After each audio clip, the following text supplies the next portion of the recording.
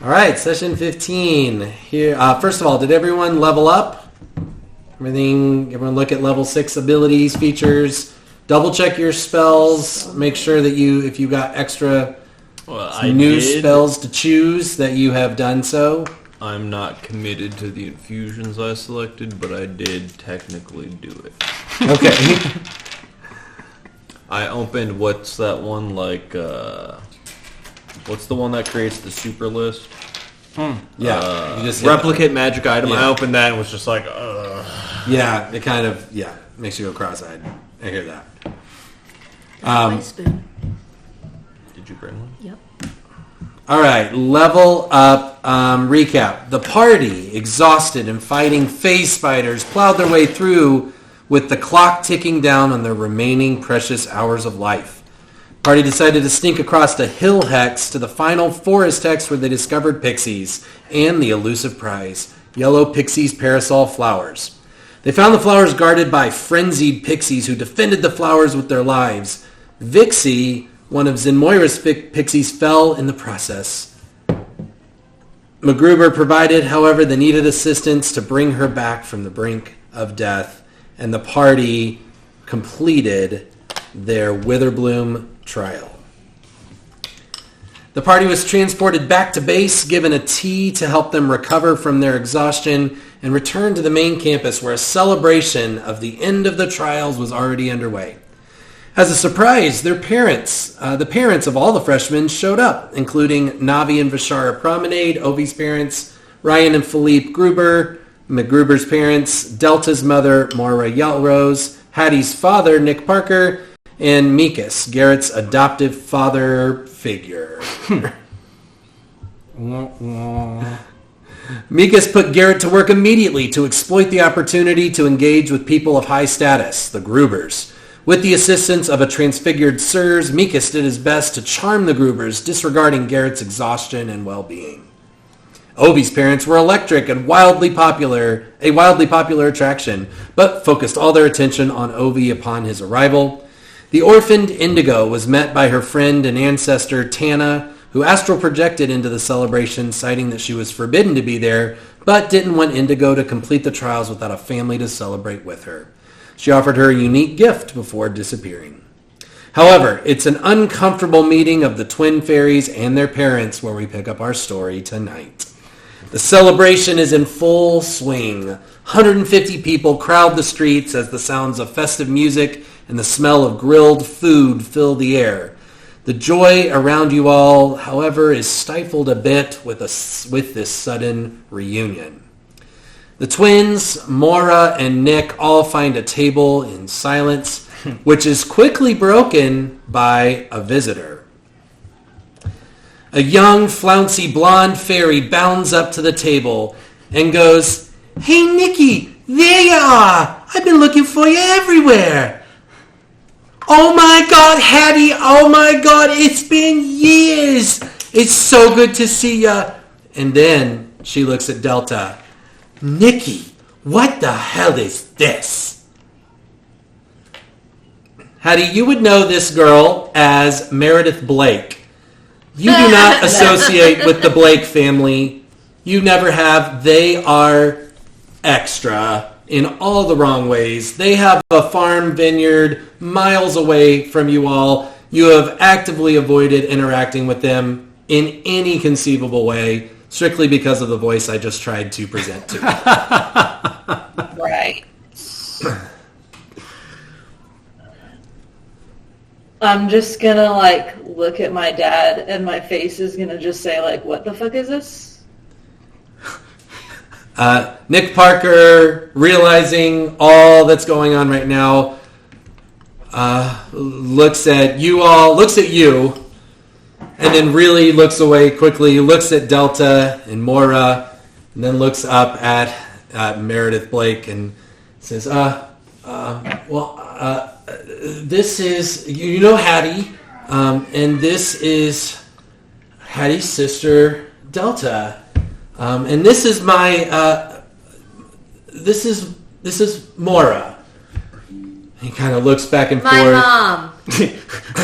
She goes, "Hi, Meredith Blake. Pleasure to make your acquaintance. Oh my God, Nikki, they're just beautiful. You look just alike. Are you twins?" I look to Hattie and I say, "This bitch serious right now?" And then I look away. I need no response. As you mutter that, she's busy like pulling a chair over from another little table. No, that's not necessary. I think we're good here. Oh, you're right. You know what? We all need drinks. Let me go get drinks, Nikki. The usual. And Nick's just like shell-shocked, doesn't really respond. She pats him on the shoulder and flies away to find you all some drinks. Is Zen's family here? They are. I want to look into my mom and just say, "Mom, can I go hang out with Zen's family? Can I just go say hi real fast?" Sure, darling. Whatever's best for you. I would love to hear about your trip. You know, we're only here for a short little while, and then we must all return home. Well, do you want to go say hi to Zen's family with me? I think that would be lovely. And also, the Queen is here as well. I think it'd probably best to Excuse ourselves. pay our respects. I think I should also be somewhere.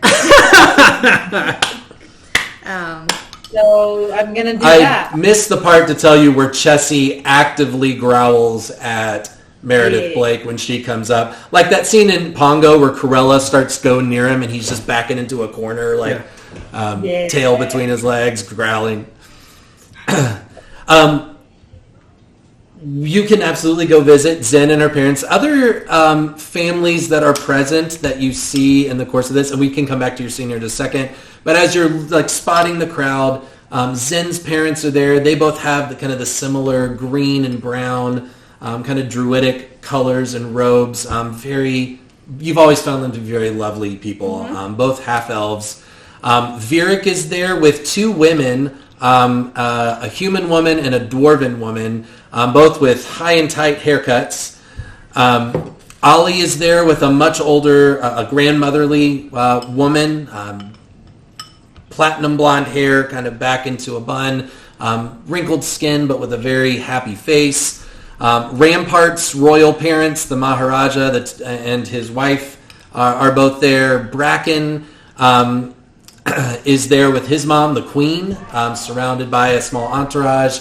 Queen Lazuli is decked out in this glittering yellow dress, and she is catching up with him. Bank's two giant bugbear parents are there. And Indigo's not here for me to tell her this, but they basically walk right in front of her as Lorene is watching her reaction. Sirs, while he is helping Mikas charm or whatever he's trying to do with the Grubers, doesn't appear to have or acknowledge anybody that has come here. Caraway is the same. You see her kind of off on her own, but very confidently. Like she doesn't seem fazed by the fact that nobody's really there to see there. Ovi, you'd see Hartman and Dorothea Arneza there with Lorene, as well as a Gesh Dardendrian. So Jaxie's mom and all the siblings are not there, but just Gesh, and he is dressed in the Mennonite garb, the flat-brimmed hat. You see them talking in kind of a hushed tone on the periphery, and you see, for whatever you can read their expression, your 20 insight, they're talking very, very seriously. But you can decide if you want to do more, but that's kind of what you catch. Geordie is the last one that you notice. No one is there to greet Geordie, but standing next to him is a professor that you've seen before, Jojira Narkales, one of the professors of Lorehold. And he is standing there near Geordie, and they're engaged in pleasant conversation. We're actually going to come back to them in just a second, but let's go back to anything, Delta, Hattie, that you want to do right now, or do you just want to go mingle and be anywhere but here? I want to talk to my mom about the trials in Witherbloom. Okay. As a reminder, here are all your parents. All right. You catch her up on anything specific that you. Well, I relate just to her? want, Mom, remind me. Did you go through all of this here? Oh, darling, I have very, very limited magical abilities. Strixhaven is... I would never be eligible for a spot like this. It's your magic that's made you eligible to be here. Remind me, is my mom not magic? That's what he just said. It's, I mean, like, Okay, like a well, prestidigitation. Like, it's mending and maybe some small little augmented stuff that you've always wondered if it was magical or not, but Okay. not explicitly. Oh, okay. Well, then, would I have known that prior to this? Yes. Then I'm not going to ask that question. 'cause Yeah. That would be... No, idiotic. none of your parents, none of the party's parents have been to Wait, Strixhaven embarrassing. before. Hey, Mom, so we're going to start this over. What... Did Grandbella ever talk about this place, the Witherbloom, the schools, any... I know you guys No. spend a lot of time together. Well, I've always been grateful for her in our life. As you know, she's your father's grandmother. Yes, I know. But she's always been very, very kind to us, and to be honest, we've really built our relationship around you. Okay. And she leaves for months at a time, and I've never really, she comes and goes as she wishes. But when she comes, she always has been very good to us. So no, I can't say that we've ever really spoken about Strixhaven. It's just, it feels like there's just a lot of pressure on choosing houses and stuff, and I didn't know if she had ever talked with you and my dad, I guess, Nick. Well, I'm sorry, darling. I just simply don't know. I don't know how to guide you, but I believe that you will follow. As soon as she's like in the middle of describing this to you, Casimir, the vampire lord, kind of stands up, calls a hush to the musicians, and gets everyone attention. His voice is magnified magically, but it's not uncomfortable to hear, and you just hear him begin to applaud all of the party, all of the freshmen, and we are so grateful to all of you for your perseverance. We are so proud of how you have fought through and showcased to us your magical abilities, and it is such an exciting and auspicious day for us to see where you will go next. And as you see him do that, he claps, one single clap, and around all of you materialize in this kind of sparkle of fireworks, these little kind of oddly folded pieces of paper, and they're in a one of 5 colors, red, blue, yellow, black, and green, and they each fall easily into your hands. Now I know I've already told you, I texted you last week about your invitations. These are your invitations. Nice. And you see all of the freshmen and their families kind of huddle around to inspect the invitations that they received. So as you do this, you see 4 invitations fall into your hands, and your mother looks at you. She's like, "Darling, 4 out of 5. Dang. That's wonderful." Did everyone get 4 out of 5? No. Wow. As soon as Wow. you say that, Sorry. you do hear some cheers go around because a couple of students have what is referred to as a sweep.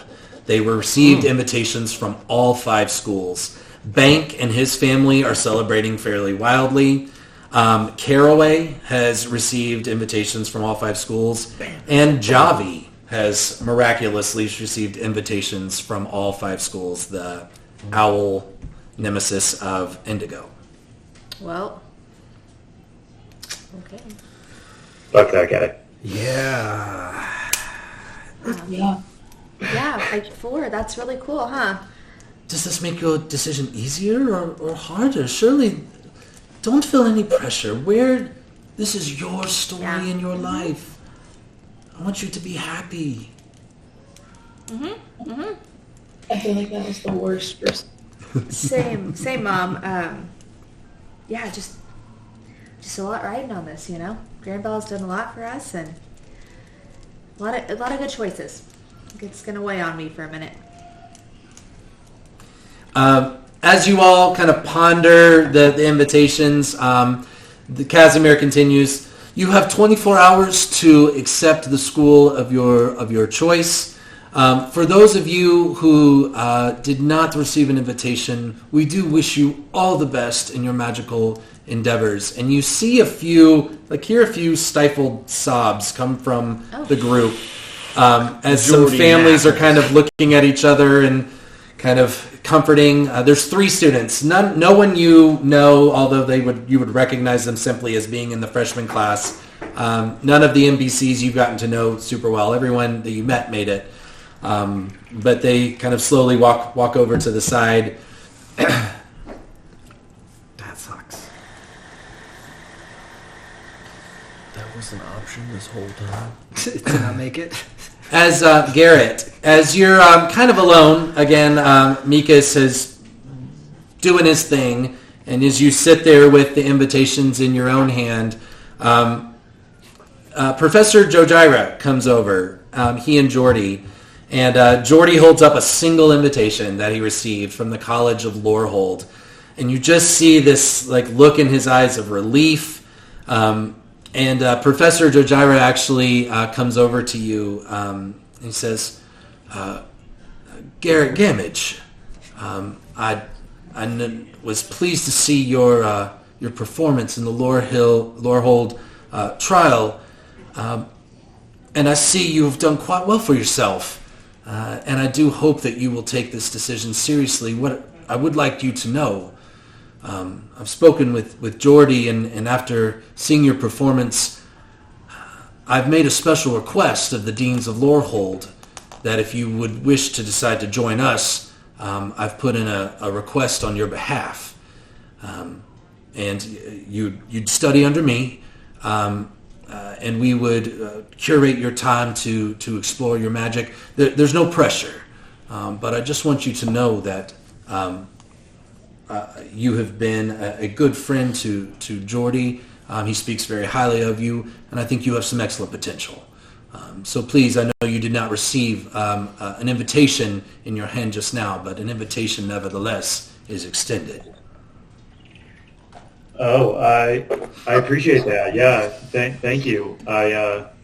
I'm still kind of weighing my decision right now, but I'll definitely put that in consideration. Well, just know you will always have friends at Lorehold.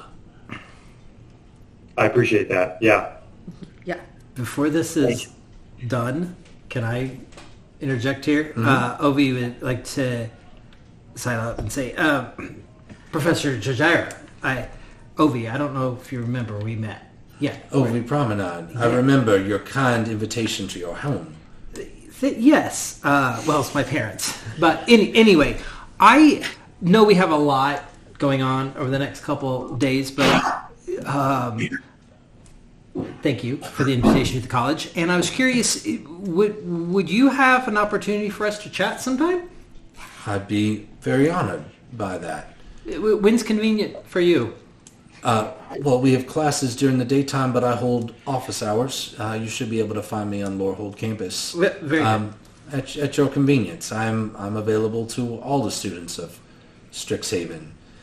With your 20 insight, you get a little hesitation when he says that. Yep. I noted. Thank you. Hesitant. Very good. Does he look just like standoffish, or is it like a little bit afraid or a little bit offended? It has nothing to do with you. Okay. You get more behind the statement that he made. For everybody. Right. I'm available for. So okay. So he's saying even if if I'm not a Lorehold, he would still. Absolutely. Okay. You don't get sense that that's where the question is coming from. Good. Thank you so much for your time. Please do come see me. I would be happy to help. And I wish you the best. He looks at the invitations in your hand. Yeah. wish you all the best in your selection process. Thank you. Thank you. You do get, like, he lingers, just kind of looking, like, trying to read your emotions, just in whatever you're feeling, just a little bit longer than you would have expected. Okay. But then he looks at Jordy, he nods, pats him on the shoulder, and says, "Gentlemen," and begins to walk away. Jordy, I noticed like families not here, not trying to. I have too much parent. They're a lot. If you want to hang around with us, it would be a nice distraction, but no pressure, because you could join us at the table. I'm saying. Ovi, that's so incredibly kind of you. I would be. I mean, if it's no trouble. No, gosh, just brace yourself, because my parents are a lot. Well, I mean, it'd just be better to celebrate with everyone else that's Sure. here. Come on in. Are you sure? Yeah. He looks scared. He kind of looks to you for like, is this really okay? Is he just being nice? Wait, No, whoa. yeah, I was going to say, Garrett interjects and's like, I'm sorry, I don't think I've introduced you guys. Well, y'all all did the trial together. Great friend. They have been. Okay. And no offense, man, I know I just met your dad, but that was a lot. Do you just want to hang around on our table too? I need to go talk to him. So I'll meet up with you guys later. But yeah, you guys go do your thing. I'll meet up with you later. Okay? I'll save your chair if you want one. No, that'd be great. Okay. Yes, thank you. And then I kind of give Jordy like a nod, like you're good. Jordy kind of nods at you, like very, very grateful, and follows Ovi over to the table. I have nothing ID Good. for You introduce him to your parents. They are charming, as you could possibly imagine, and he's immediately adopted into the family, of course, because that's what they do. Jennifer's not here, but I'm going to tell you what she does here as she's walking through the crowd.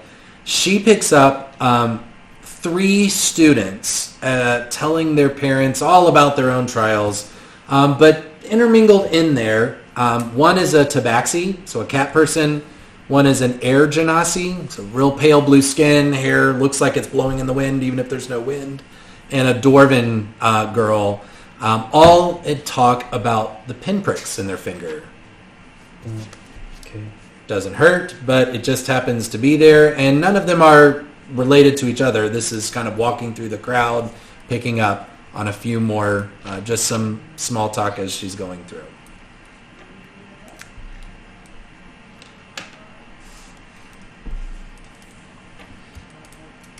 What else do you want to do here at this celebration? Eat, maybe get a little drunk. I want to go. I want to go grab Mikas from whatever he's doing. Okay. Right as you walk up to the table, the Grubers have clearly just gotten very annoyed, but they are classy people, and despite his objections, they are exiting from the table to go finally talk with their son and hear about the trials. And Mikas and the transfigured sirs are both there kind of whispering back and forth. They don't immediately notice you. I kind of grab Mikas's hand and kind of just like not very subtly, just pull him. Oi! There you are. Where have you been? What the hell are you doing here? Why are you here? You, my boy. He grabs your face. He's like, you have stumbled on a gold mine. Why didn't you tell me that you were cavorting with all these people? Did you tell Sirs to come here? Is this part of a plan or something? Why? Well, it might be now. No, this isn't a job. You don't Ow. mess with these people. This isn't a job. That's not why I'm here. Well, that's not why you're here. You're not supposed to be here. Everyone's supposed to leave tomorrow, apparently. So Actually, we're leaving in the next hour, but that's why I got to make my way around and make my connections. and I'm expecting you to nurture these relationships. I will, This is but going to last us the next 5 years. I'm just saying, like, these people are my friends. This isn't a job.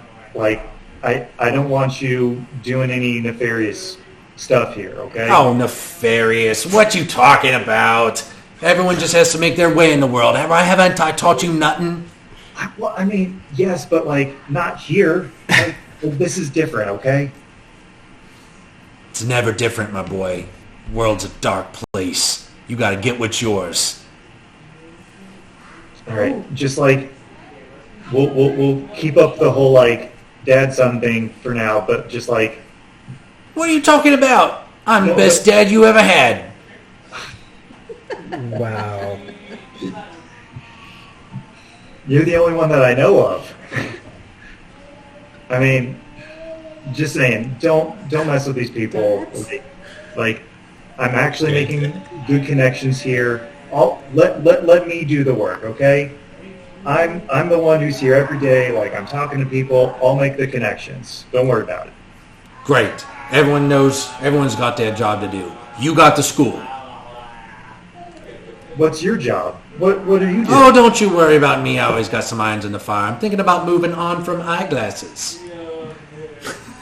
Okay, as long as it's somewhere that doesn't involve my friends, okay? Oh, your friends? Yeah. He looks at you kind of confused, like, this just isn't what we do. Like, where did this soft spot come from? Like, he's just kind of confused by that, but he's like, all right, whatever. And he Just goes, like, past you and kind of, like, conversation over, he starts to go back into the crowd to mingle. Okay. Now I'm gonna kind of frustratingly like puff away and then go over to Obi's table and just kind of sit in a chair and Welcome to the pretend chaos. everything's fine. Yeah. Can you say hi? Look at Shelby and Brian. Say hi. Look at Shelby's cool hair. Shelby's hair looks great. She's got curls like you. Time for bed.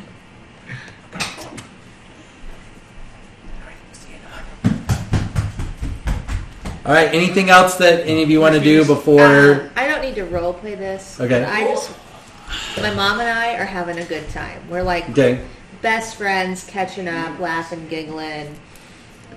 Just makes She. me miss home. Yes, and there's a part of her that you can tell is just a little worried if, like, there's an elephant in the room, right? So, and your mom, it's not like you didn't have a dad, but like you just never really talked about it. It's never really that important. She now knows, like, not only you've met Hattie and now Nick, and so you kind of get this point where she's kind of waiting for you to bring it up. It kind of, you can tell she's just, her brain's going a mile a minute trying to figure out how to explain or like preempt your questions. I would address that by, like, Mom, like, I don't get to see you all that often right now, and it's been a lot, but I don't want to talk about that. How's the shop? How's Orchidshire? Ask about the neighbors, I don't know. Okay, so just... That's the vibe I want. All right, so you're just being very forthright about what we're doing, Yes. what we're not doing. Okay, sounds good. Anything else? I don't want to hang out with my dad. The more that you watch, because you can't help it, Meredith is there. She puts her arm in the crook of his arm and is just talking, completely oblivious at all of this that is happening. And you can see him just kind of watching the room, not really listening to her, like trying to see if you're going to come back or not. And like, everything about it is awkward. Love that. About an hour goes by. And Casimir gets up and begins to say, it's been wonderful to have all of your guests here. We're going to get all of your new students moved into their colleges, and classes start. So this is Saturday night. Classes start Monday morning, and your hardworking students are about to be given the ride of their life. Blah blah blah. Everyone kind of gives their farewells, and you start to see teleporting. Just groups of people start teleporting away as the enchantment that's brought them here slowly starts to drop. And the deans and professors that are all there begin to kind of go their separate ways. And then the 6 of you are left. This would be your last night in the dorms. Yes. And anything y'all want to do or talk about before we move to school selection? Would we know if we have roommates when we get to school, or do we have our own rooms? I will say the RAs answer questions like that. Okay. And it's all personal rooms. Okay. Everywhere you go. I'd like to chat with Garrett then. Okay. I'd like to say, Garrett, What's up? I'm so excited that I don't have to sleep with kids anymore. I am thrilled. Do you know what college you're going to pick? I don't know. Well, yeah, I do, but I just hope it's not kids. It's okay. You don't have to tell me. You'll find out, I guess, soon enough, and it'll be all about. I'm kind of disappointed that we're not going to room together, though. I mean, it was fun. It was fun. Laying it on thick. But yeah, it was. I mean, we made a really great team. I thought, watching out for the pinpricks. yeah, Pinprick bros, Yeah, I mean, it can't get any worse than Kid 3, so. Honestly, no. Even if, I wonder what school she's gonna pick. Oh God. I have no idea. What's the one with the professor that had all the blood shooting out of their orifices? No, it's the one that's literally just blood. That's Oh, Condrix. Yeah, it's just a tube of blood. Professor Yeah. Baltazar. I mean, best case, we're in different schools, and I won't even have to worry about her sleeping down the hall for me or something. I mean, Yeah. I don't know. I don't know how it's laid out, but it's been really fun. Yeah. Thanks. Yeah. This is like last day of camp shit. I mean, we'll still see each other. Yeah, no, I know. I know. It's just, K3 just really freaks me out, I don't know what it is about her. Maybe the blood, but, yeah, it'll be nice to have a little bit more separation from her for sure. Yeah. But, that was, we went through some shit together. we did. It was rough. Yeah. Cheers. Cheers. Delta walks off. Okay. I think MacGruber would like to say his condolences to everyone. It's been a week, guys. I'm gonna go to bed early. That hasn't been an option for Right. I don't remember when, but I'm just gonna go take a let off, and by that I mean I'm gonna go to sleep early and sneak out and go to the cathedral at midnight. Okay. Why are you going to the cathedral? He's joining the works. Oh, shit. I forgot about that. Oh, right. Mm-hmm. You go.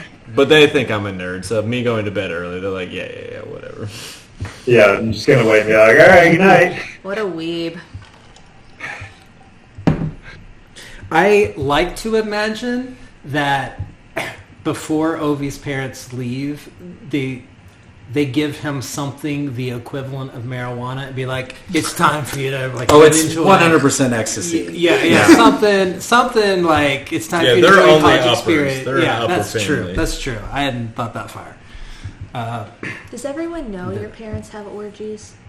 Yeah, they're they're courtesans, right? So they're for hire by the elite people, and politicians and yeah, people know what they do. They're good at their job. They're well known. I'm just wondering back to when you invited whoever to come sit with you, and because your parents are a lot, is he yeah? Oh, probably. Okay. But it got the attention off me a little bit to have, who's your friends? And so... Yeah. Perfect. Sorry. Okay. That's all I do. I am called it a night too.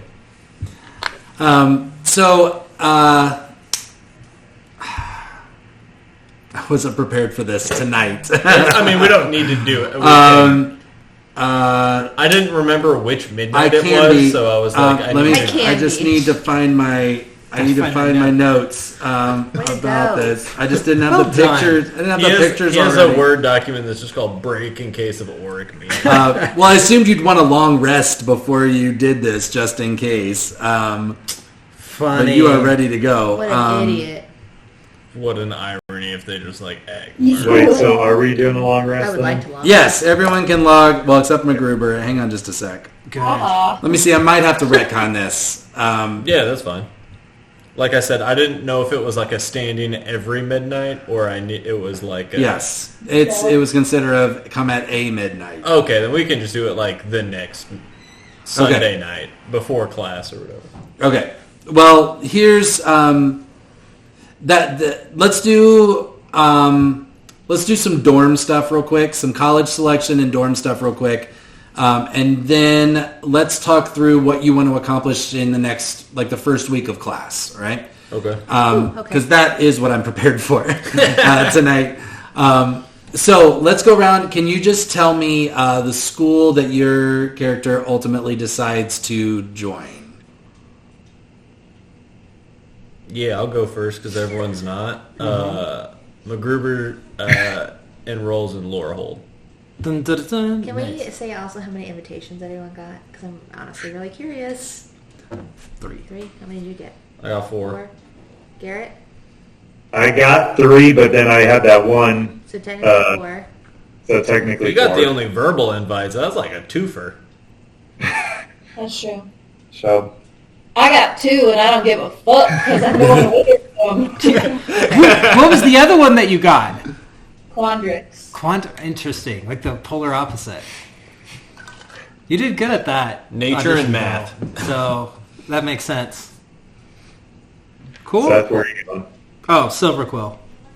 Obviously, Brian. Obviously. That's the only one I didn't get an invite to. The one, one well- that gave me the most heebie-jeebies, honestly. It's a messed up place, guys. Jeeves and the Jeeves. I'm doing Witherbloom. Okay. Okay. 2 Witherbloom. Lorehold. I'm going to do Prismari. Prismari. Okay. And then Quandrix. And then Jennifer texted me. She already told me Indigo's going to do Quandrix. Good. Called it. All of us staying true to our faith. I was going to We're a say, team. everyone kind of picked that. I hope that didn't feel railroaded. I really wanted to give you options, and any option would have worked for you. However, having the full swath means that we can talk a little bit about this. So there's 2 things that you can learn as you wake up the next morning and prepare to move into your college dorms. Each college will, if you are a student of that college, there is a specific perk that you will get as a student of that college. And so here's what they are. Students from Laurelhold can request books from the Bibliopex directly to your dormitories. So you basically have an Indian in the cupboard kind of situation where you have to know the specific name of the book, but you can request it and it will basically get magically delivered to your dorm room. You can also return books that way. Prismari, you will have a badge that will grant you access to the dimensional portals and basically will keep you safe from Gallimaufry. As a reminder, Dean Talantis is the tall, super tall, like 60-foot tall angelic woman that patrols the planes. She's the dean of the Horizons, or whatever I called it. Her pet is a fusion elemental called Gallimaufry, which is this giant beast made up of earth, wind, fire, water, and it is basically the defense mechanism from anything that would try to come through the portals back to Strixhaven. And he's the guard dog, basically. And since it's an elemental, it has very, very low intelligence. It basically will attack anything. Prismari, though, has badges where if you need to go explore a plane for homework or to visit or to get stuff, you can wear that badge and Gallimaufry will leave you alone. Right? Quandrix students can get the carriages will take you anywhere on campus, not just back and forth from the colleges to the Biblioplex. So They offer a little bit more like a taxi service. Silver Quill, while you are on Silver Quill campus, you will have the services of a dedicated familiar that whether or not you choose to use their services, a sprite or imp will follow you around and will follow your directions and orders as you see fit, but they cannot leave campus. Okay. Right?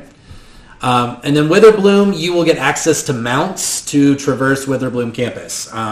Horses, owls, llamas, goats, whatever you want that can help you get quickly across Witherbloom campus, kind of like you did with your own horses and elk and all that kind of stuff. Jimmy, did you just give me a horse? I did. Thank you. An unnamed horse, the best kind. Yeah, we're not even gonna name that shit either. So I can keep this just as a reminder. This is not in D&D Beyond anywhere, so just kind of remember this. We'll keep tabs on it as needed. Whoa, hang on. Where am I now? So I can't cast Find Familiar, but there will be a familiar for me while I'm at. And it will function as if you had cast Find Familiar while you're on that campus. Good to know. That kind of feels like Creature from Harry Potter. Like, he'll help you, but he sure doesn't want to. Like, he's been doing it for thousands of years. Yeah. He's real bitter about it. Yeah, real He's gonna better. talk shit the whole time. Yeah. Start Just be mumbling to himself. As you are, let's see how I'm going to do this. Well, let's talk about dorm rooms for a second. So each of the dorms of the college campuses are a little different, and they are very customizable. And so, but I'll tell you the basic layout of them. On Lorehold campus, you will remember there's a long bridge over this enormous cavern, or chasm, down to the middle of nowhere before you hit the big Kolema Hall. All of the dormitories, staff housing, pretty much everything is built down into the sides of what's called the pillar drop. And it has a very deserty, Moroccan kind of theme to it. So your space is a lot of sandstone, tile, mosaics, stuff like that. You have a kind of half crescent window that goes out, and you're strategically on a side where when the sun comes up, it doesn't come in your window; it comes up the other side. So, and it kind of invites the breeze in. So it's a lot of curtains and tile floors and all that kind of stuff. And every dorm, actually, I'll get to that in a second. So you can decide what that space looks like. Prismari dorms are interdimensional spaces, not dissimilar to your doorway, kind of your secret halfling bar, halfling bar. In the big spire, Conjurat Hall, basically around one of the edges are these just frameworks of doors. You are kind of DNA coded to your door, so it's like Encanto, like a doorknob appears when you become close to it. Seems like when you open the door, you would just step outside of the building, but it actually becomes a small interdimensional space.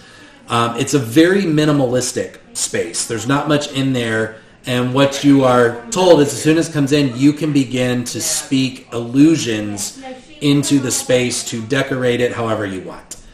And so if you want it a certain color, you want stuff on the walls, you want a specific color cover of your bed or whatever case may be. If you want to change it up every day, it's completely up to your imagination what your dorm room looks like. The basic building blocks are there, but otherwise it's completely white until you begin to speak these illusions into being. So that's Prismari, all right?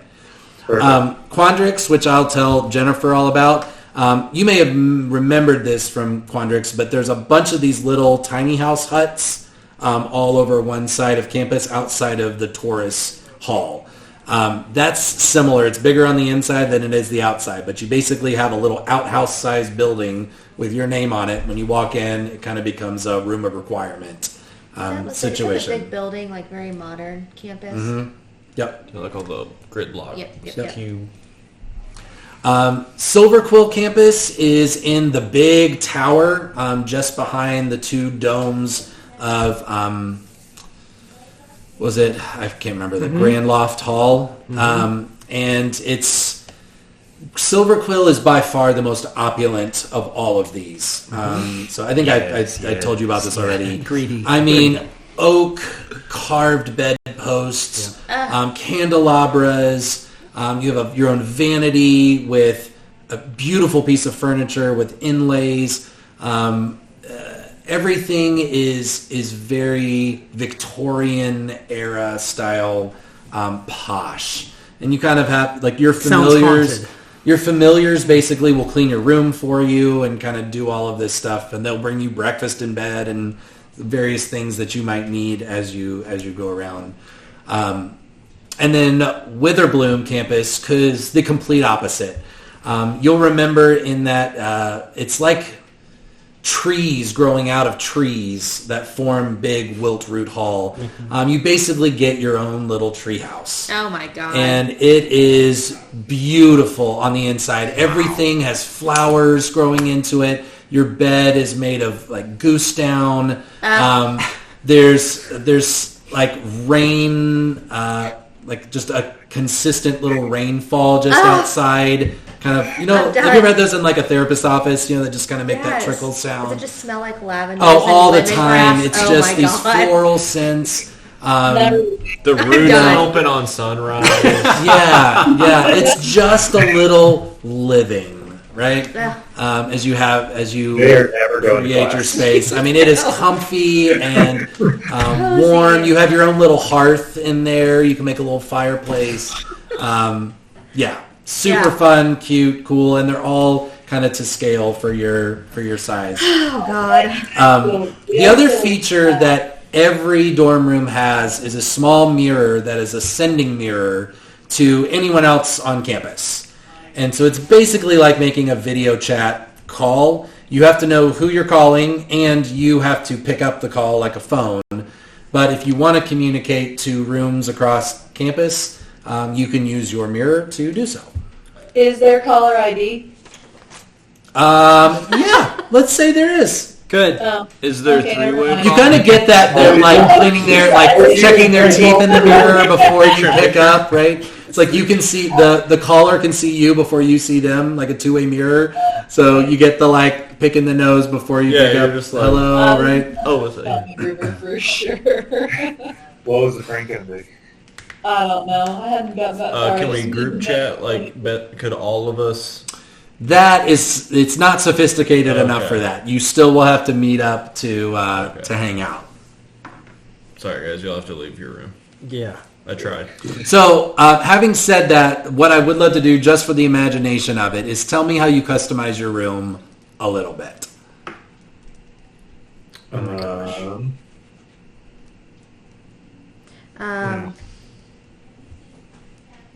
Well, I was gonna do a bunch of like, I don't know what Orchidshire looks like, but I would like the same vibe. Like I want some like vines. So remember, there were a lot of mushrooms there, like the incandescent mushrooms. Beautiful. Would love that around my windows, so when the sun comes in, they sparkle. Mm-hmm. Maybe hanging from my windows, like little like wind chimes, Mm-hmm. little mushroom chimes. Fun. But otherwise, I just want it very green, very earthy, kind of like what the room already was. So, Okay. but I definitely love the mushrooms in my window. Okay. I love it. Is a balcony possible? Absolutely. Like- 100%. Yeah. So like these big French doors that open up to a little balcony. Very thick carpet, fireplace. Like a big, heavy wardrobe. Yeah. If balconies are an option, I'll take a balcony with my vines covering the Yeah. door. There you go. Yep. Totally fine. Get that fresh breeze up in there. I would like half the room to be kind of like a garage. Yes. Like I'm gonna put like a pegboard up and like have like a table where I like organize all my stuff. Like that's obviously where I like work on Piper if she needs it. Like, and then I would also like like a study for classes desk, kind of like a normal dorm room, like desk and like lofted bed, like maximizing my space. Like, I didn't think to ask for a bigger room, so I'm being like very efficient with the square footage they give me. The room seems to accommodate all these things that you want. So yeah, It's like magic. I've accumulated just a weird amount of herbs, so I got to research all those now. Yeah. But I'd say like half the room, kind of like half living quarters, half like definitive workspace. Good. Of just like very organized tools on a table. Probably Piper lives there. She has like a cubby. And yeah, like a pegboard of tools. And then I don't want a balcony, but I want like a garage door. Like a floor to just like a lawnmower. No, like a floor to ceiling window just off the cliff face. Nice. Because isn't that what we're on? We're like down. Yeah. What a view. Wow. Yeah, just for like acknowledging the grand expanse that is whatever is out there. Cool.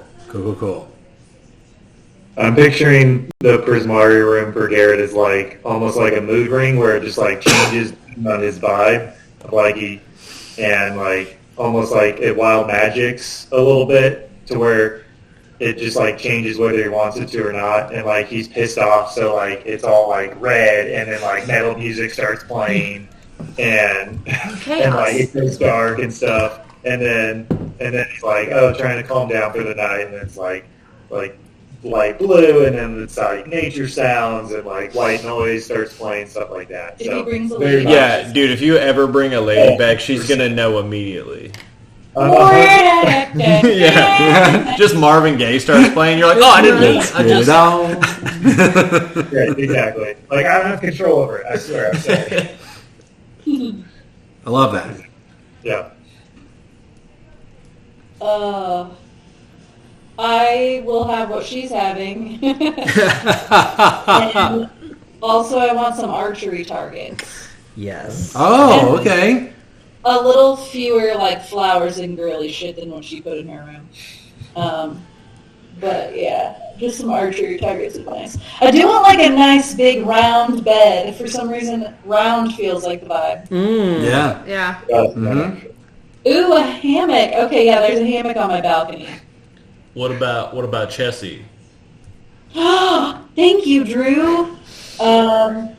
Chessie has like the cutest little dog house, but it's like a mushroom themed dog house. Okay. Like it. Oh, did I delete it? I've been slowly collecting photos, inspiration photos, and I didn't pull them out after all that time. Anyways, I'll let Jennifer speak up for Indigo and kind of what she has. But as you get settled into your space, as you rest up, as you heal from this long week, and feeling like there's some sense of closure, at some point for each of you, there's this overwhelming reminder of, holy shit, how much we have to do. And so we're going to go into week 1, but before anything really gets started, the first day of classes, you're eating breakfast. You do all have to go to the Biblioplex Silver Quill. If you want to eat in your room, you are able to, but expected pretty much, not the Biblioplex. Everyone's headed to the Bows Inn Tavern. And doom, doom, doom. The morning news comes up. And she says, hey, all you sexy people, even you new freshmen, welcome to Strixhaven and a brand new semester. This is going to be awesome. And, oh my god, I lost my spot here. Oh, it's because I'm on the wrong page here. There we go.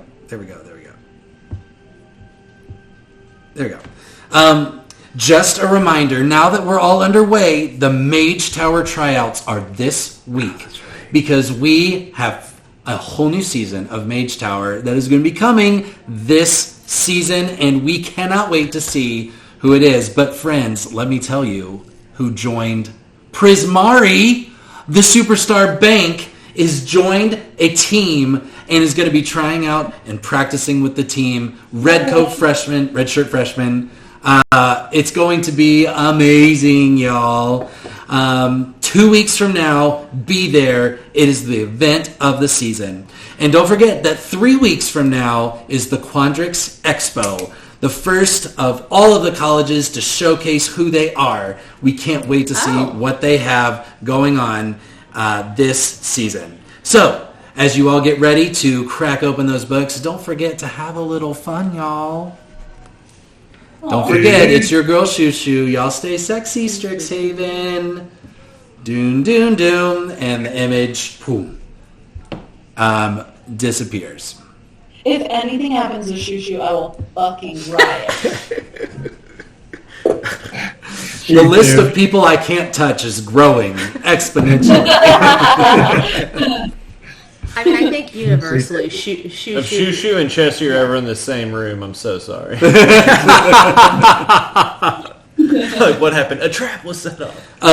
The thing that I do have, I have a couple of things that prepared for tonight that you asked for that I'm going to go ahead and throw in here, but I'd like to do it, but also realizing there's other time. So as we go through this schedule, basically we're going to be working to the next milestones. The next milestone really is the Quandrix Expo that I have. So you have to be in class 6 hours a day-ish and factor in a little bit of time for homework, but otherwise your schedule is your own. And you can just tell me over the course of time what you want to do, or if you're going to start doing something regularly or whatever, you let me know. The Artificer Club is something you wanted to go to. Their first meeting is this week. Cheerleader tryouts are also this week. But what I want to do, since for those of you that are here, is the Incendio auditions are this week. That's true. And I have a fun little way for us to do that. And so I need 3 of you to volunteer to be the other auditioning candidates. For the bands? For the band. And I will even tell you who they are. Oh, shit. So I feel My like competition, is that what we're doing? Uh-huh. Okay. Yep. Okay. Do I get to pick a hot one? Ooh, the cat! I'm the cat! Surprise. I'll be the llama flutist for sure. Okay, so that's a halfling. Actually, I'll go ahead and say this. There's a reason I don't have to say this.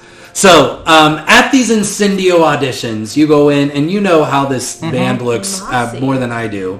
So tell me, as you go in, it's after hours, it's late one night, because where else are you creative but, you know, in the evening where the energy is electric.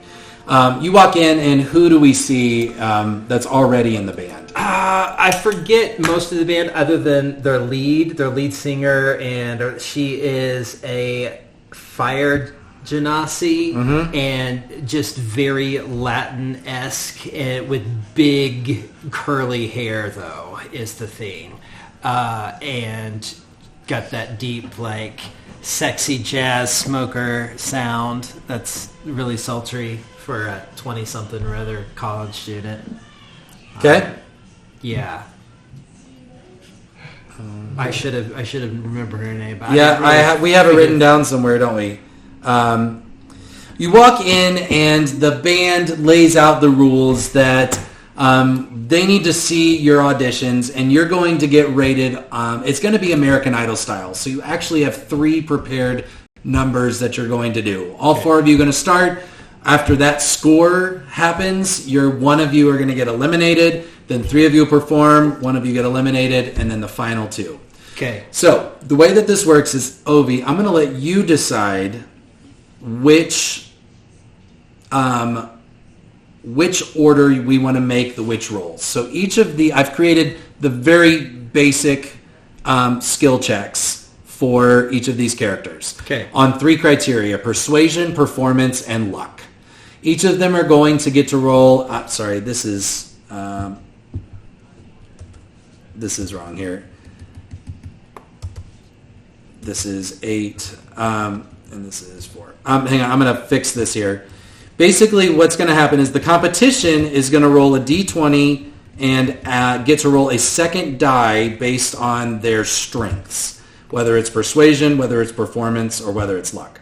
You are also going to roll a d20 but add your character modifiers for this. And for luck, I'm going to let you roll with advantage. Okay. Or use your bardic inspiration. What's your bardic inspiration? Is it a d6? I can't inspire myself. For the mechanics of this, I'm going to let that be. So you have a performance skill check, a persuasion skill check, and a skill check with a bardic inspiration. That would count as your luck. Okay. Does that make sense? I would start with performance. Okay. So who wants to play? I realize there's 4 of you and 3 characters, but I need 3 volunteers. And I need you to be thinking creatively about how your specific character, illustrated only by their name and that picture, what they do for their audition. We're going to start with a performance check.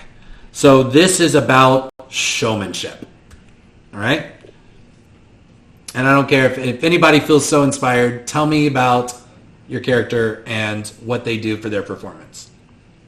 All right, I'll start. I'll do Anders Light Hollow. It's Anders. Anders. Oh.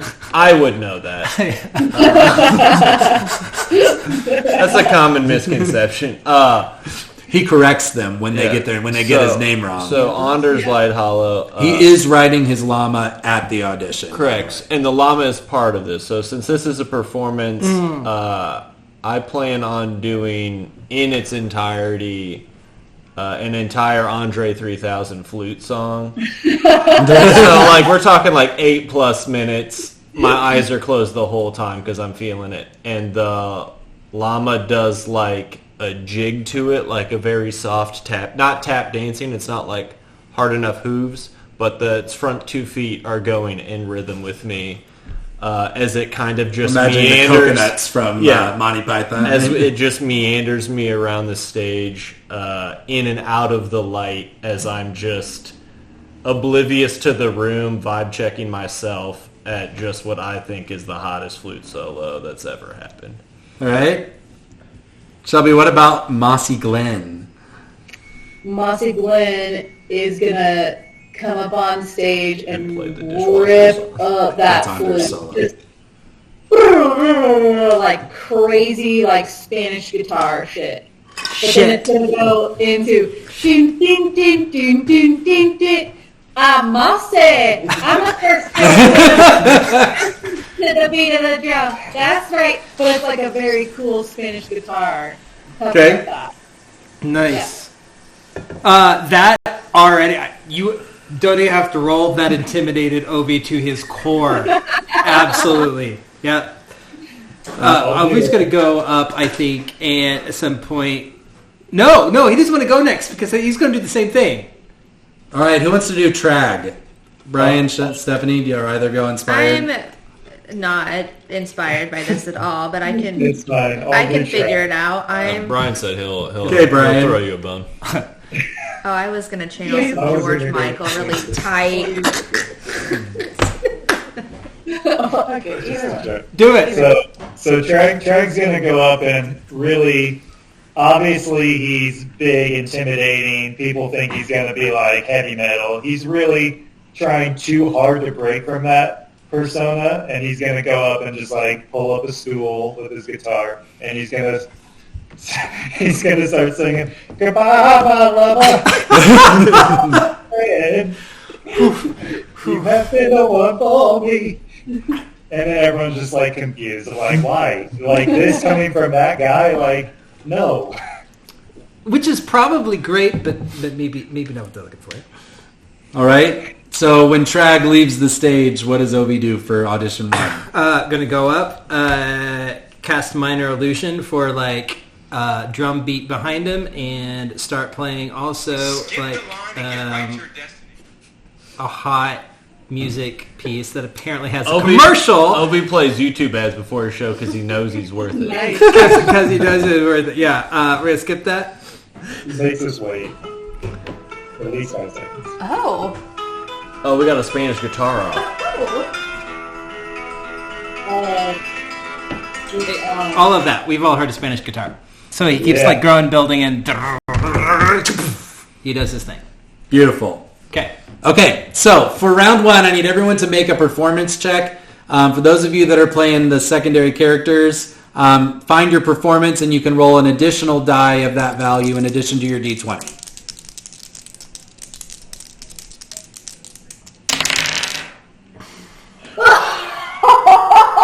Shit.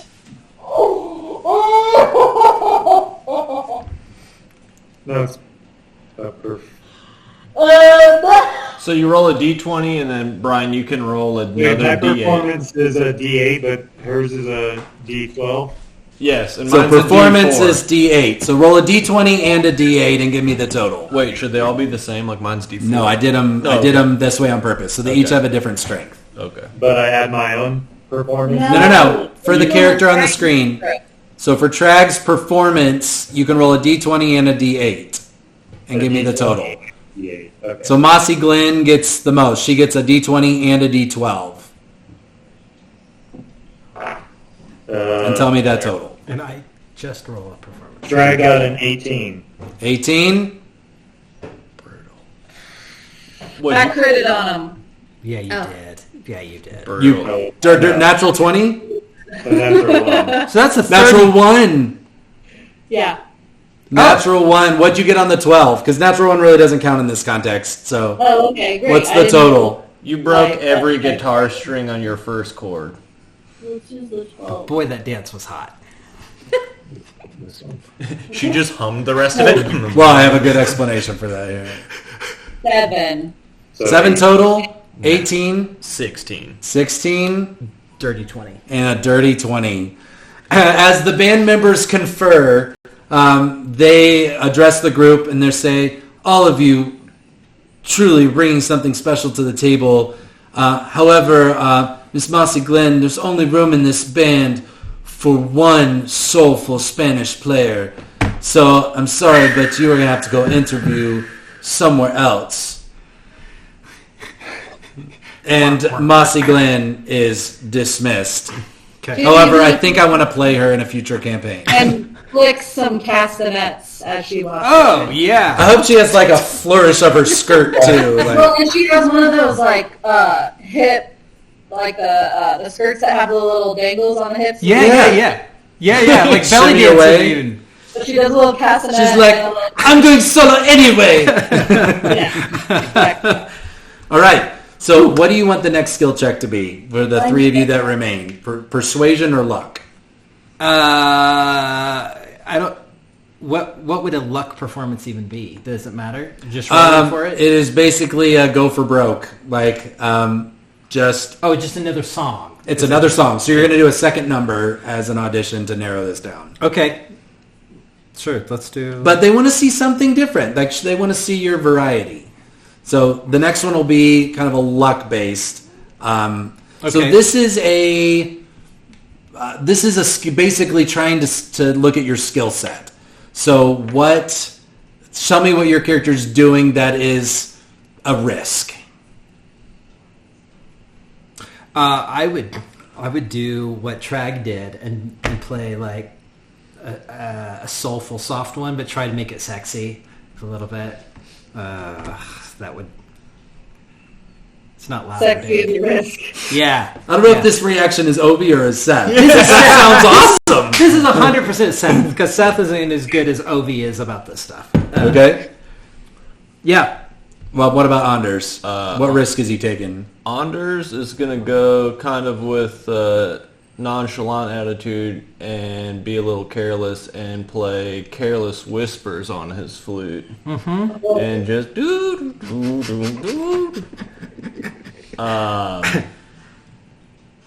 just in the he's gonna make stagecraft just turn the lights down, just black, just the only senses you get are the audio. He's just going real artsy fartsy on this, overthinking anything he possibly can. Careless Whisper solo on the flute. Okay, and Trag?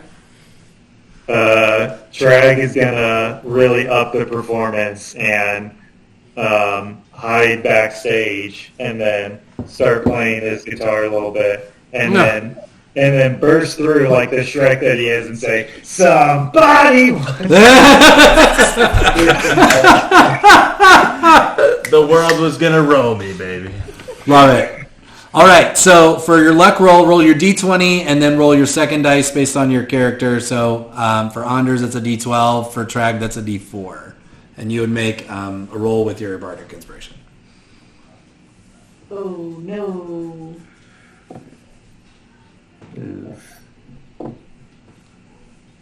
I got a 10.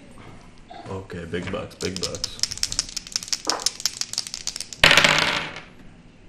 Oh, I got 23. 23. That sounds about right for the halfling.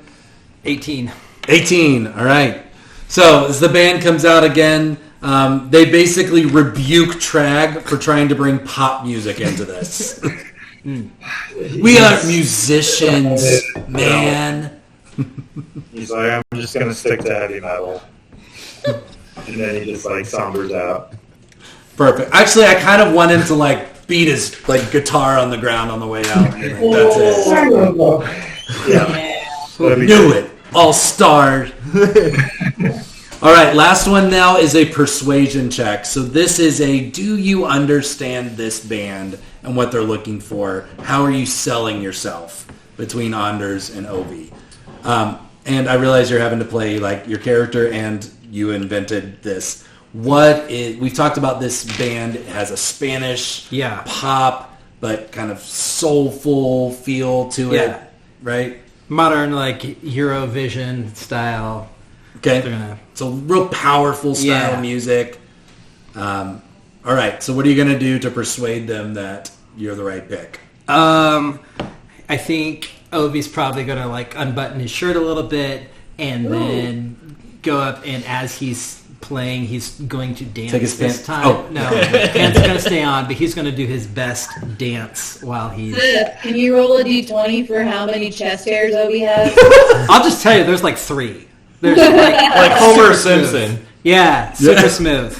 And he's probably like waxed them down a little bit because it's like there's no hiding this, and he's not brave enough to pull them out. So, all right, and how's Anders on the flute gonna convince this group? So Anders is going to... Not only do you get me, you get a llama.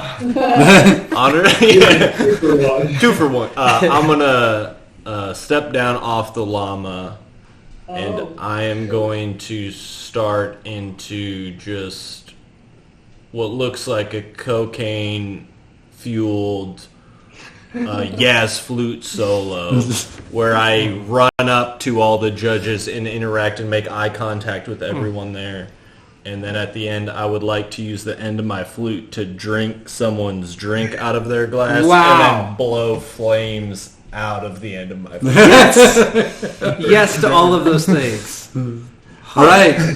So Burgundy. is it sexy or show? That's the rule. Okay, let's roll it up. Persuasion. Apologies if I beat you on this. Don't roll. be.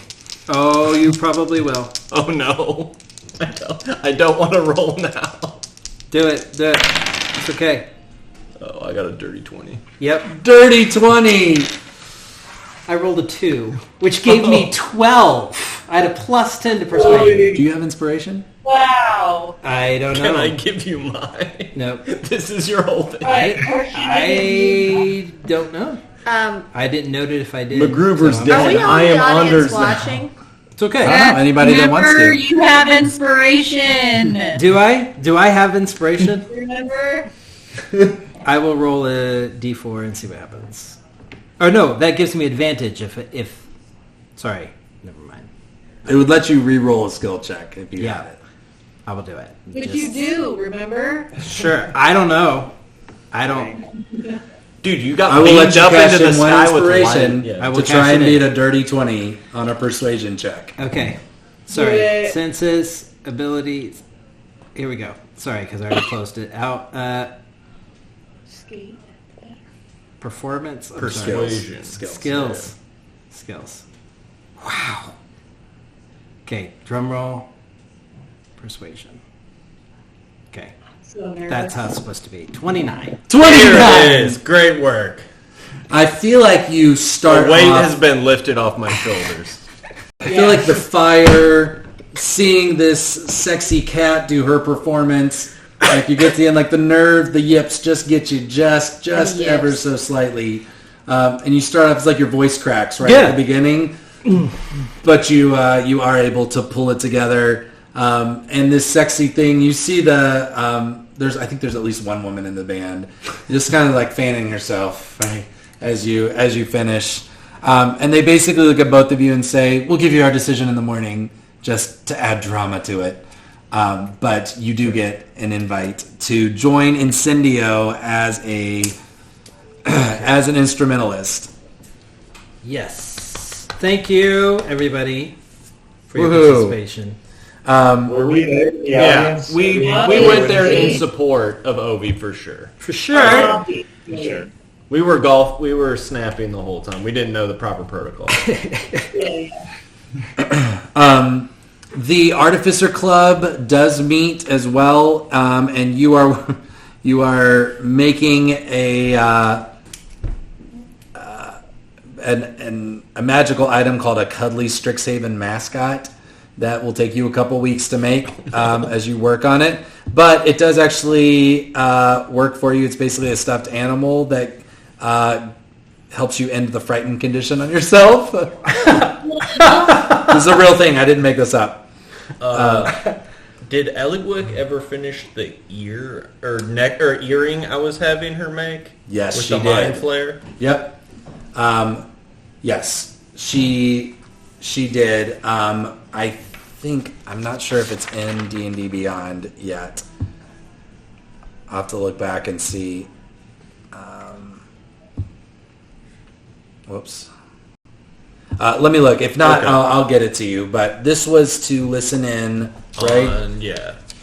Let me see. Telepathic communications.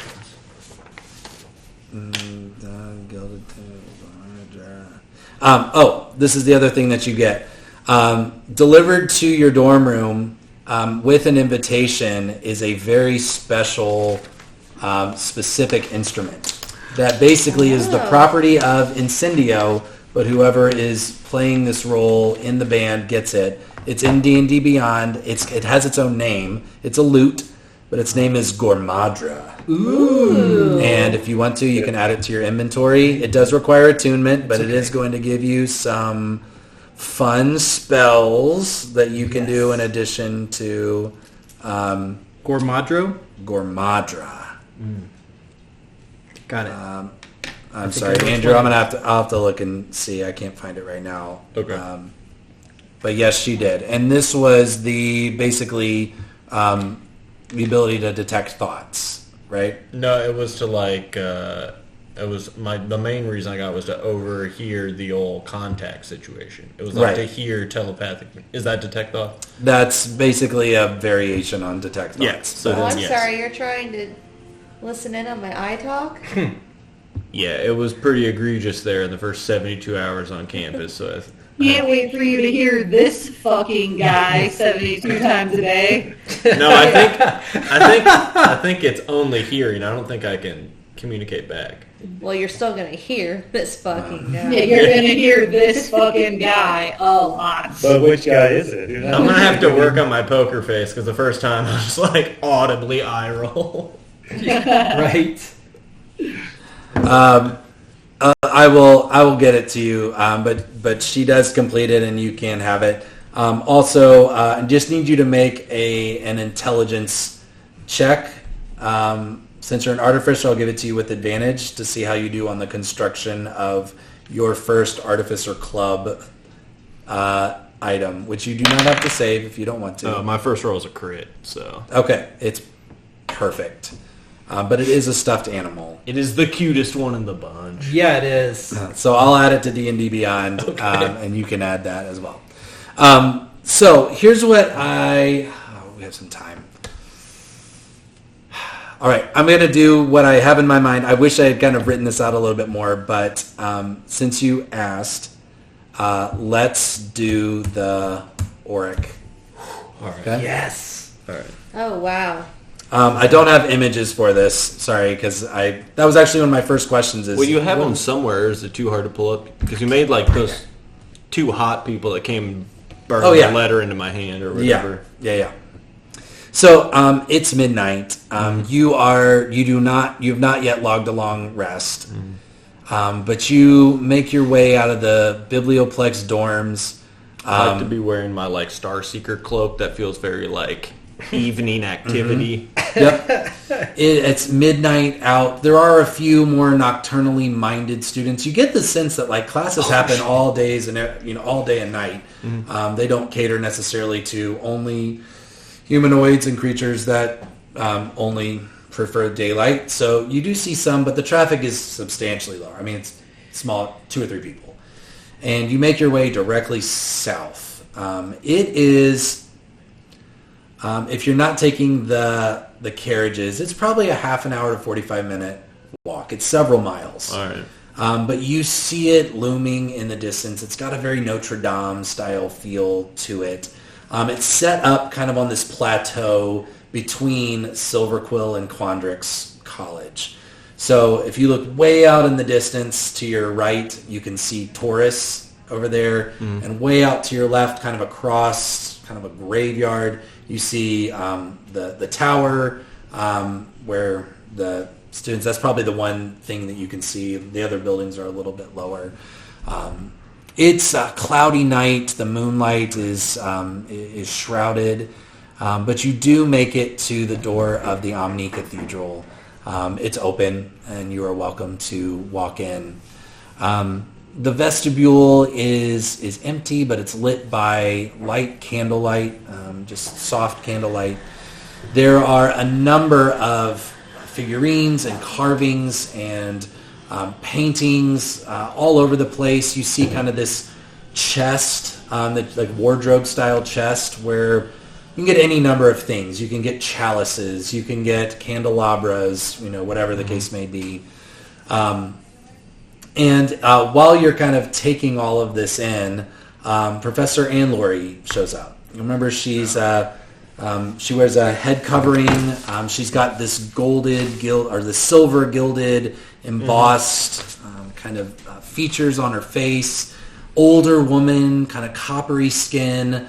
Behind her is Her zombie companion. her zombie Gerhardt. He's just kind of standing there again. Eyes are going 2 different directions, and she like, "Welcome to the Omni Cathedral. Are you here to worship tonight?" Don't know. I was asked to come by some people. And she holds her hands up. She's like, "No need to explain. We all have our reasons. If this is your first time, let me explain. You will go in. The room will adapt to the deity of your choice. If you are not sure to whom you pray, many options will be provided to you. Spend as long as you want. And when you are done beseeching your God or reflecting on the questions that you have, I only ask that you be respectful of the space and withdraw and retire. This is a holy place. It is also an evil place. It is for all deities. It is for all students. So, go forth, and I pray that you find what you are looking for." Just like ominously look around like, thank you. I hope I do too. Gerhardt will be just outside the door if you need anything. He is happy to assist you. I kind of like flinch a little bit to that, but like immediately lock it back up. Like, be respectful if you just said that. I was like, that would be wonderful. Thank you. And she kind of retires up just a flight of stairs to kind of some kind of rectory up there. And as you walk in, you open the double doors, and this is a beautiful, massive room. High ceilings, kind of indescript stained glass up at the top levels in all shapes and sizes. Different little enclaves all around the room. There's a central kind of altar space. There's another altar space kind of at the back of the room that's a little bit smaller that looks like, if you were going to do some kind of ritual or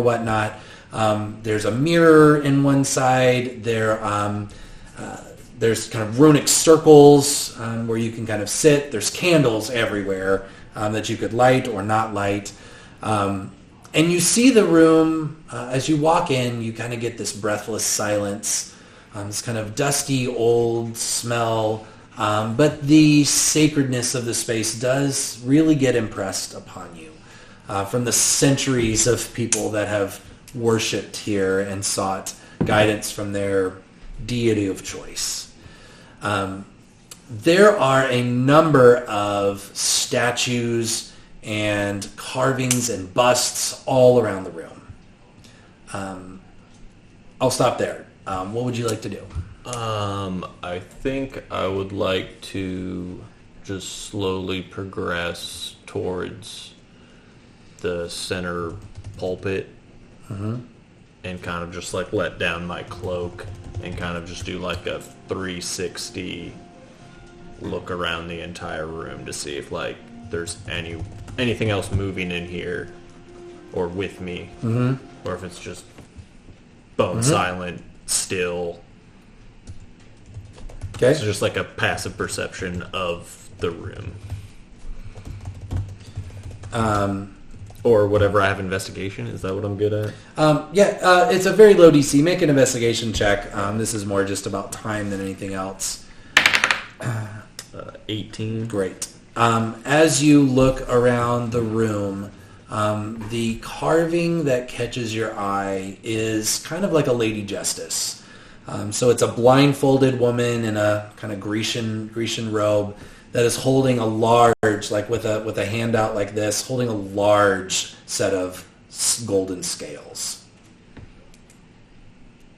I would, if that's the thing that catches my eye, it's the first thing in this whole daunting building, I would move towards. Well, you remember that was what was written on the card, is look for the scales. Okay, so perfect. Yes. As you approach the scales, what do you do? Being the artificer I am, I'd like inspect it if there's like a switch or like like I'm imagining there's like a secret staircase or something here, so I do like a once around without touching the scales, like just like investigating the statue itself to see if there's any like toggle on it or anything that's out of place, like a button or a lever or anything like that. As you begin to feel around, the statue speaks to you. That would be terrifying. In kind of a soft, feminine voice, and it asks you the question.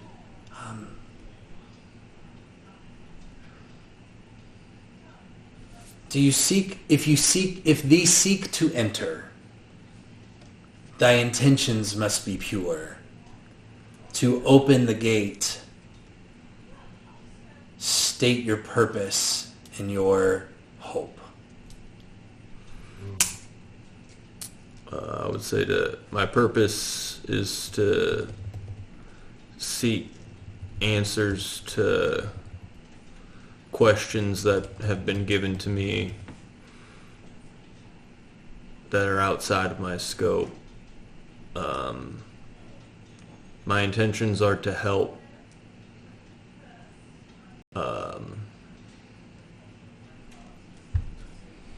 in the most general sense. I just want to help. I've been tasked with heavy quests, and no one is being very forthwith with any information. So I'm hoping to learn more. I'm seeking information to help me help those in need. I don't know. As you vocalize this out, one of the scales begins to drop, almost as if it's filling with your explanation. And she says, the truth will be revealed. One drop of blood to balance the scales. If thine be truthful, the gate will then open. I look at my hands, because as I've read in all the books I've read, it's always your hands you cut. And then I immediately, in the back of my mind, think of Kithri pricking fingers, and I'm like, this is ironic. and I decide to pull out my own knife and self-prick my finger. You prick. Yeah. Oh. Self-prick. And do like the diabetes squeeze Diabetes wow. squeeze. over the blade. Okay. Sorry, I'm frantically trying to get you set up here. Tell me how honest Macklin is right now. Oh, very. So he is. So every interaction MacGruber has had with the Auric, they have put out a sense that like they know what's going on, and they aren't impeded by the rules of the college. So like a lot of the professors are like, we can't intervene and tell you things and distort the destiny that is the ribbon of time. And the Auric feels like they can operate outside of that, so they feel like the most direct route to help him on his, like, he's trying to learn about the old dead oracle, and they just captured or are looking to capture an oracle. Like, he genuinely believes they know as much or more than the professors, but would be more willing to share with him than this college would be. Is your intention in any way to stop or expose or reveal their secrets? Not at this time, because I don't know what they are. Like, outside of them kidnapping the chancellor on the day one, which the professors like weren't worried about, really weirdly enough, I don't know how evil they are besides like being weird and coming out of the shadows, whispering at us, and then like dissolving away. Okay. So I don't know enough to believe that they're bad yet. Okay. As the magic of the scales takes over, you see them sway kind of precariously back and forth, and they slow and slow and slow and slow until they balance. And right in the middle of the statue, this opening opens up. In the bowl, on the scale that you put your blood in, there appears this leather-bound stripped ball. Can I ask the statue, like, if I take that, will that unbalance the scales? It will not. Like, is the that scales have been balanced. Okay. You get it's like kind of clear. Offering, yeah. It's like you should take it with you. Okay, perfect. As you take it, you step into this door, and like it shuts behind you. Classic. It is really dark in here. Pitch black dark in here.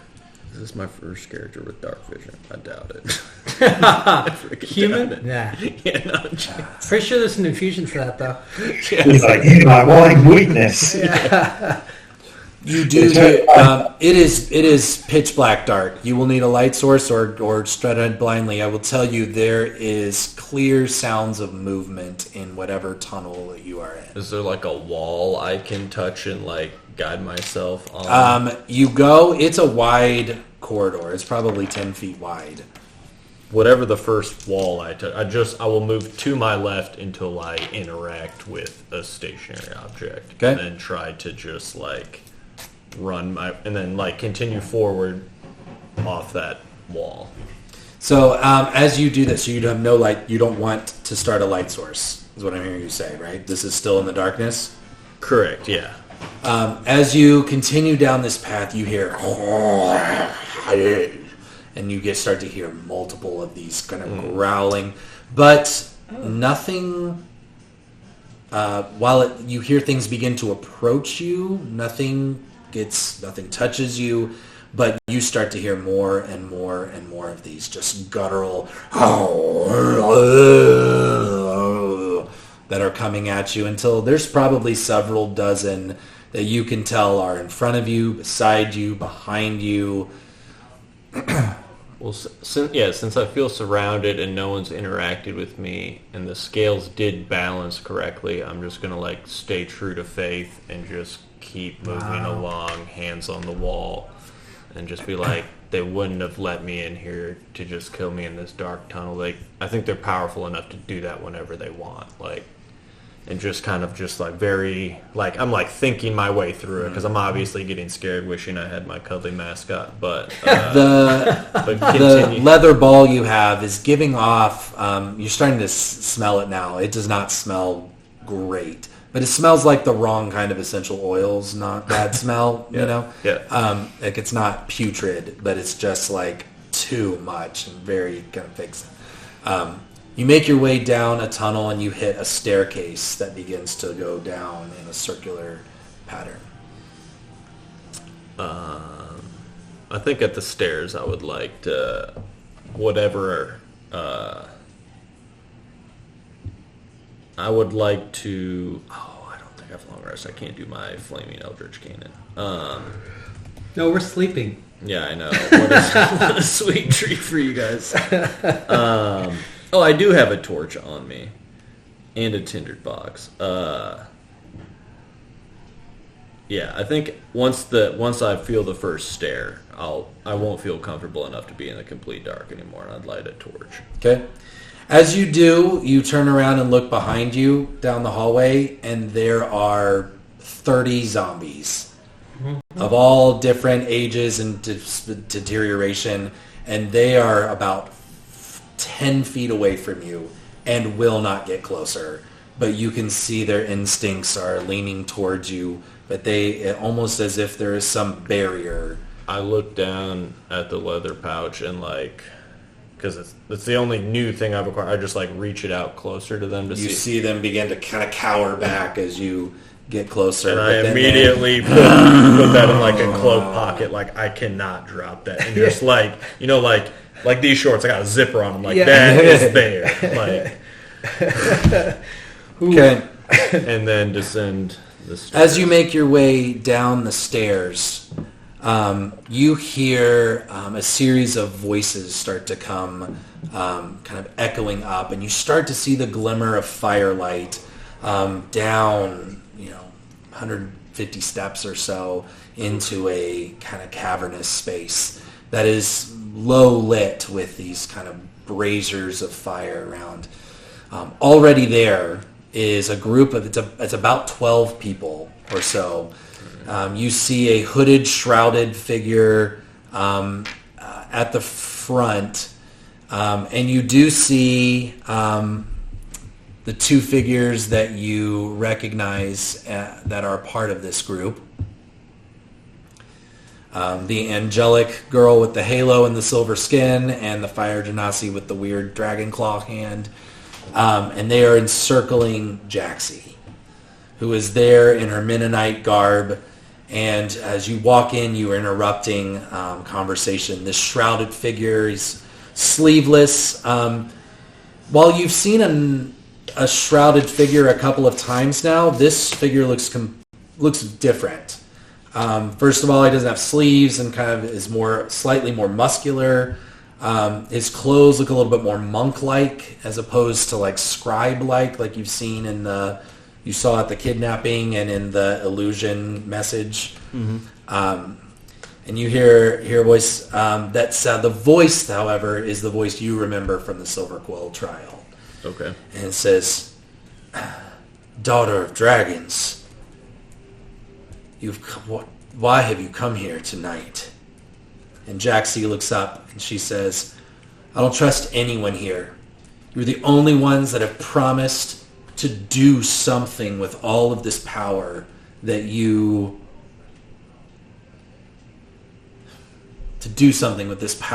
have. Daughter of dragons, there are many powerful people in this world. Are you yourself not after power? If it's not after power, then what is it? What are you here for?" She says, "I'm here to do right. I'm here to do the right thing. There is too much going on in the world. There is too much evil. People are barbaric and primitive, and all they do is drugs and sex and gorge themselves on food and pleasure, and nobody holds them accountable or teaches them moderation, self-control, or simple moral virtue. The figure chuckles a little bit. It's like, well, certainly your passion is to be admired. Why the orc? And do you understand? And about that point is when you reach the bottom of the stairs and the group turns to look at you. And this guy here, Flint, kind of his eyes light up, kind of get this like sparkle of fire in his eyes. He says, well, look at you. You made it. Come on, brother. Join the circle. Just okay. Jaxie looks at you and she's like, oh, you see her roll her eyes, her not having found you to be of any real superior moral, fortitude. But you do, they kind of part the way, you're able to enter the circle. And he begins to address you as well. He's like, Macklin Gruber, what a pleasant surprise. I have to admit I was skeptical if you'd follow through on this. Same questions. Why are you here? And what do you want? Macklin said, I'm here for knowledge, for knowing. I've learned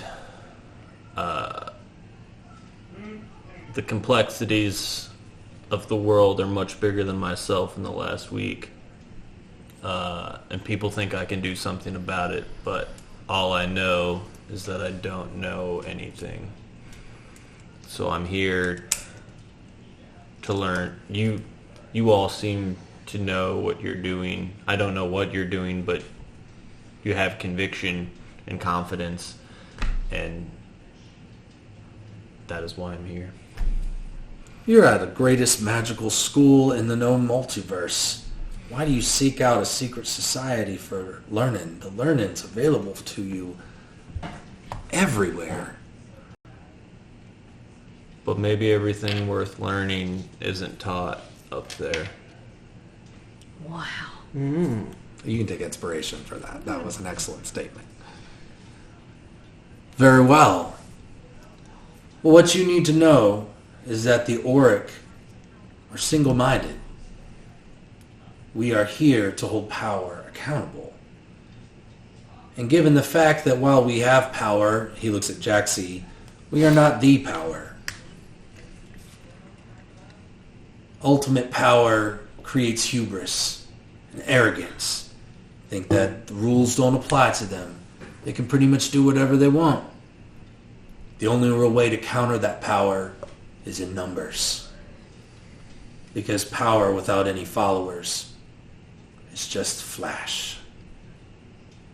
We're here for justice. We're here to hold the powers of this institution, up to its very founders, accountable for the waste of their power, for the blind eyes that they turn, for the cries for help that go unanswered as they sit here and bury themselves in their books and hide themselves in their ivory towers. You wish to be a part of this justice.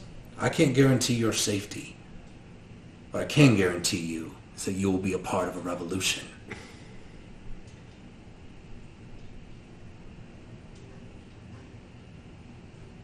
Macklin kind of just thinks about it. He's kind of getting caught up in the moment and like looks around the circle of all the other people that are in this and is realizing he might be in over his head, and is just like,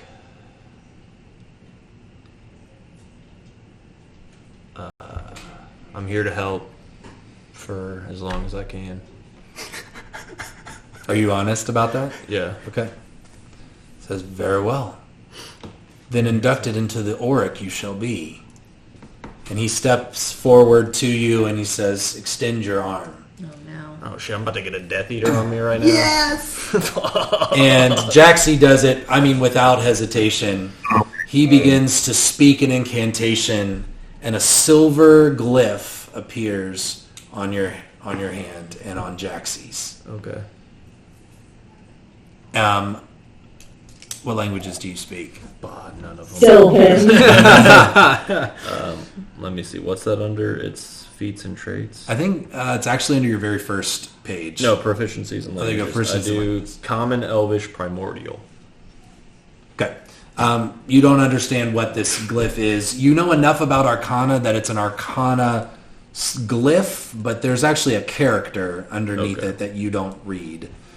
And he says, "This is to remind you of the side that you're on. It's also a measure of protection for us. While marked with this glyph, you cannot speak of us outside of this circle. You cannot reveal your knowledge of our plans. You cannot speak our name. You cannot reveal the identities of anybody else here, and you cannot work against us." Well, Or else. Not a chance I do that. Jaxie doesn't even question that. Done. Does when they put this new brand tattoo thing on me, does my forehead silvery tattoo do anything? Oh.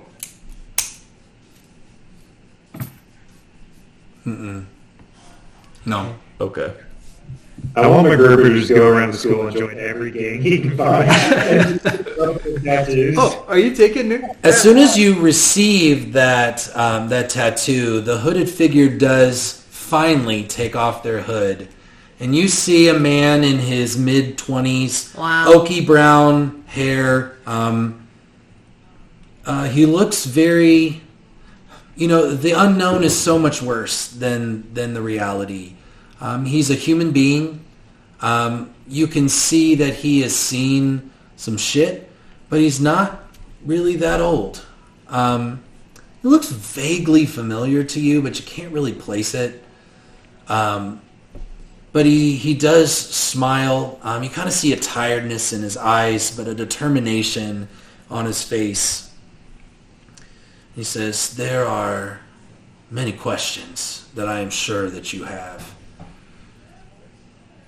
But tonight is not the night for all of those conversations. All of you continue to pay attention. Continue to see who might be sympathetic to our cause. Continue to uncover and expose and gather evidence of this negligence that we are so vehemently against. Remember, we are not here to hurt the students or impede their lives or prohibit their learning. We are here to hold power accountable. And as our plans begin to come together, we will act." And you kind of get the sense of that was the final word. And everyone else, so Flint kind of grabs your arm and it's like, "It's time to go." Yeah, I just kind of follow everyone's lead as being. And you all slowly begin to, you kind of leave in small groups. It's kind of a secret meeting, so not everyone's leaving all at once. But Flint kind of gets you kind of out quickly. Vodasi, the angel, and Asamar does the same with Jaxie. They take you up the stairs. You see they also have these balls that repel the zombies. And you're able to, with the kind of the glow of Flint's hair and his eyes, you're able to see enough. They don't bother you, but you make your way out. The doors open. He kind of says goodbye. It's like it's not his turn to leave. He was just kind of escorting you out. He says, "Welcome aboard, brother. We've got some big adventures in store." Just kind of like the adrenaline of the whole thing is starting to wear off, and I'm just like timidly, I'm like, glad to be with you all. And just kind of like full body sigh, like give him like a one hand and start like slinking towards out of the cathedral. Great. As you do, as soon as you exit, the ball basically comes apart in your hands. The magic that's been holding it together is spent. And it basically falls to the floor, and the statue, as it kind of reconstitutes itself, kind of pulls it back into itself. And it's like it was never there. Nice. And then, you know, it being whatever it is, 1 a.m., MacGruber's just like, why did I come here? It's been, like, I did 5 trials. And then I came here, I'm exhausted. Like, I gotta go to class. Oh, man. And it's just like, his head's just like wheels and cogs right now of everything he's realized. And it's just like, I need to go to bed. I just, God. Like, and then, like, rolls his sleeve up to, like, double check, like, did that really happen? Sees it and just, like, immediately just, like, rolls up, looks back up, and just walks in silence with himself back, kind of pretty much aloof his whole walk back to his dorm room. I'm loving this storyline. Same. So, a couple of mechanics. The tattoo forbids you, like, physically you can't talk about what just happened. You can't tell anybody. Okay. And it's not even like something bad will happen if you try. It's you Just, can't. like, full mute, like, or can't even, like, start, like... Right. You can't confirm, you can't deny, you can't explain, you can't give details. The identity of the other people is also something that you know, but you can't speak. So as you navigate that, you'll just remember that with kind of the role-playing side of things. Roger. All right? The last thing, I just want some direction for next week. So is there anything in the course of this week? I'd love to do the cheerleader tryouts. We'll do something similar to what we did with Ovi and see if Indigo makes the team. But what else is important to happen this week that I could prepare for? If not, then I'm going to get us to the weekend and the freshman challenge. But anything you wanted to do? I think I'm good. Okay. I texted I you wanted that to idea. If talk- you want to do that, we can, or you could figure out. Okay. Oh, yeah. Okay. Yeah, we can do that. Oh, wait, I want to talk to Jordy at some point. Okay. Let's do that. We can do that next time, next session. Anything you wanted to do? I guess you did the Incendio thing. I need to take a break so other people get moments, but after a couple of people, apparently I have a package to pick up from what's her Okay. face. But Indigo. That can be a couple weeks down. cheerleading, Garrett and Jordy. Ovi picks up a package. Delta joins a club. Anything else?